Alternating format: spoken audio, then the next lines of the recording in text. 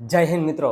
તો મિત્રો એસએસજીડીનું ડે 10 ની અપડેટ આવી ગઈ છે, બરાબર ને. આજે પણ આપણા બે બોયઝ ગયા હતા, એને બંને પાસ કર્યું છે, મયંક એન્ડ આકાશ, બરાબર, કે જેને 1.5 મહિના પહેલા એક્સિડન્ટ થયું હતું, એના ઘરના બી ટેન્શન લેતા હતા, બરાબર, અને છતાં પણ એને એક જ મહિનાની અંદર પાસ કર્યો અને સારા ટાઈમિંગ સાથે, બોડી વેઇટ સાથે, બરાબર.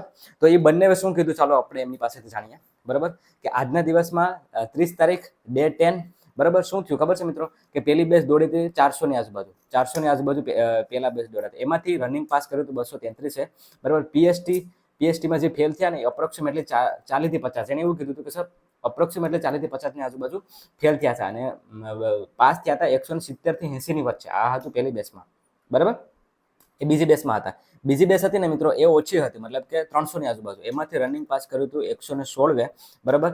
28 થી 30 જેટલા જ હતા વિદ્યાર્થીઓ, એ મતલબ પીએસટીમાં ફેલ થયા હતા અને 65 થી 70 ની વચ્ચેનો રેશિયો રહ્યો છે પીએસટી પાસનો, બરાબર. એટલે એમ સમજી લો તમે કે 240 થી 250 ની આસપાસ જે વિદ્યાર્થીઓ છે પાસ થયા છે 700 માંથી. તો કેટલા ટકાવારી થઈ?